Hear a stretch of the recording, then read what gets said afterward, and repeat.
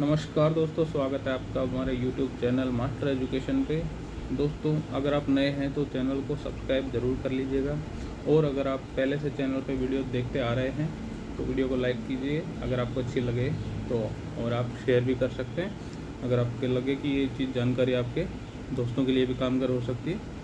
फिलहाल मैं दोस्तों आपको बताने जा रहा हूँ एक इम्पोर्टेंट मुद्दे के बारे में, जो आपको आज तो परेशान नहीं कर रहा है, लेकिन आज तो आप खुशी खुशी फॉर्म भर रहे हैं, लेकिन ये चीज़ आप यस कर देंगे, उसका नंबर भी डाल देंगे सर्टिफिकेट का, EBC या EWS जो भी आपका सर्टिफिकेट है। लेकिन ये सर्टिफिकेट ऐसे हैं आपको आगे टाइम पे परेशान करेंगे, क्योंकि इसमें जो डिटेल लिखी हुई है वो इंग्लिश में लिखी हुई है। आधे से बंदे यही करते हैं कि सर हमें तो इंग्लिश पढ़नी नहीं आई, हमने तो देखा ही नहीं, या फिर हमने तो ये छोटे छोटे अक्षर में जो जो चीज़ें लिखी थी इन पर ध्यान नहीं दिया, केवल ये देख लिया कि कब से कब तक फॉर्म भरे जा रहे हैं और कौन कौन से सर्टिफिकेट चाहिए। लेकिन उनको ध्यान नहीं है कि कौन सी सर्टिफिकेट इम्पोर्टेंट है। आपको नौकरी मिली हुई, यानी आप सिलेक्शन भी ले लेंगे तो भी आपको नौकरी से वंचित रखा जा सकता है। आपको नौकरी नहीं मिलेगी अगर आप ये नहीं करेंगे। तो वीडियो को पूरी एंड तक देखना है, क्योंकि मेरा जब डॉक्यूमेंट वेरिफिकेशन हुआ तो मुझे EWS की कौन सी दिक्कत का सामना करना पड़ा था, और ये चीज़ आपको तब भी सामना करना पड़ सकती है जब आप जनरल में हो। क्योंकि मेरे साथ के एक बंदे ने 2.5-3 महीने, जब मेरी ज्वाइनिंग हो गई उसके 2.5-3 महीने बाद भी उसकी ज्वाइनिंग नहीं हो पाई, जबकि उसके नंबर जनरल कैटेगरी से भी ऊपर थे। उसके नंबर बहुत अच्छे थे, मार्क्स बहुत अच्छे आए थे, लेकिन फिर भी उसको 3-4 महीने तो ऐसे ही हिलाते पिलाते रहे। तो आपको ये नुकसान ना हो, क्योंकि दोस्तों 3-4 महीने की सैलरी आप जानते हैं 1-1.5 लाख रुपए से करीब हो जाती, तो आप इतना नुकसान ना खाएं। उसके लिए मैं आपको पहले ही पूरी चीज़ बता रहा हूँ, ये चीज़ बड़े ध्यान से सुनिएगा, क्योंकि ज़्यादा डिटेल नहीं है। EBC वालों के लिए बताने जा रहा हूँ मैं, नेक्स्ट वीडियो EWS के लिए आएगी, क्योंकि एक ही वीडियो में दोनों करूँगा तो EWS वाले सोचेंगे पहले EBC वाला है, तो मैं बोर हो जाता हूँ, मतलब ये बोर हो ही जाता है। तो मैं छोटी छोटी वीडियो करने वाला हूँ दोनों की। फिलहाल देखिए, इकोनॉमिकल बैकवर्ड क्लास, ठीक है, ये उनके लिए जिनकी फैमिली इनकम सालाना 50,000 से भी कम है। यानी एक साल में जो लोग 50,000 से भी कम रुपए कमाते हैं, यानी जिनकी टोटल फैमिली इनकम एक महीने में 4,500 रुपये के करीब है, ठीक है, यानी इतनी भी नहीं है, 4,200 4,300 इस तरीके, या BPL में ऐसा मान सकते हैं, तो उनके लिए है। Such candidate should have valid income certificate on date of application in the prescribed format और on the submit the same at the time of document verification. मतलब ऐसे कैंडिडेट्स के पास EBC सर्टिफिकेट होना चाहिए, कब? On the date of application, on the date of application, यानी कि आप जिस दिन एप्लीकेशन फॉर्म डाल रहे हो, आवेदन कर रहे हो, उस दिन का या उस दिन से पहले का ये आपके पास सर्टिफिकेट होना चाहिए। और इसी सर्टिफिकेट को आप जमा करवाओगे कहाँ पे? जब आपको डॉक्यूमेंट वेरिफिकेशन होगा। ये बात ध्यान रखिएगा, EBC अलग होता है, OBC अलग होता है, ठीक है। EBC और OBC में फ़र्क होता है। OBC होता है अदर बैकवर्ड क्लास, और इकोनॉमिकली बैकवर्ड क्लास अलग चीज़ है, ठीक है। इकोनॉमिकल बैकवर्ड क्लास में पैसे के हिसाब से देखा जा रहा है, और OBC में वो जो कास्ट सिस्टम है पूरा, creamy layer, non creamy layer, वो अदर तरीके से बांटा गया, ठीक है।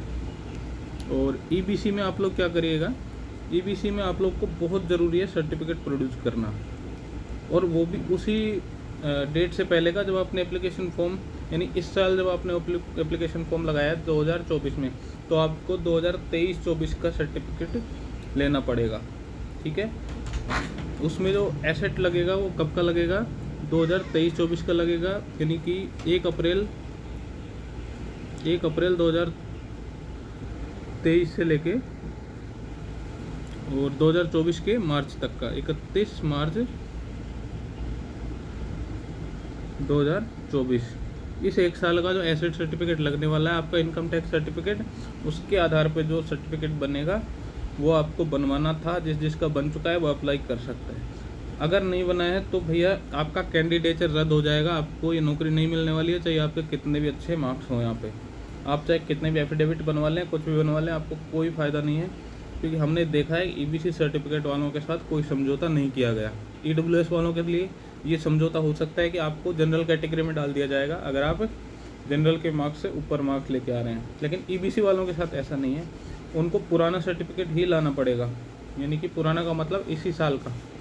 अगर आपकी ज्वाइनिंग 2025 में हो रही है या 26 में हो रही है तो भी इसी साल का जब आप आवेदन कर रहे हैं, और आज की डेट मान लो आप आवेदन कर रहे हैं तो आज से पहले का ही होना चाहिए, वो आज का या आज से पहले का जारी किया हुआ होना चाहिए।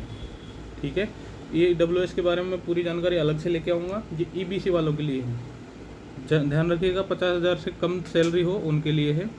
अब इनमें लिखा हुआ है कि एक्स्ट्रा, कि जिनको ना समझ में आए उनके लिए एक चीज़ और है कि जिनके पास BPL कार्ड है वो भी इसी कैटेगरी में आएंगे, EBC में वो भी कैटेगरी यही डाली जाएगी। जिनके पास इज्जत MST कार्ड है वो भी इसी के अंदर आएंगे। Eligible for fee concession under EBC लिखा हुआ है कि फ़ी कंसेशन के लिए EBC में आ सकते हैं, यानी कि 250 रुपये आपकी फ़ीस रहेगी और 250 रुपये पूरे आपके रिफंड भी आ जाएगा।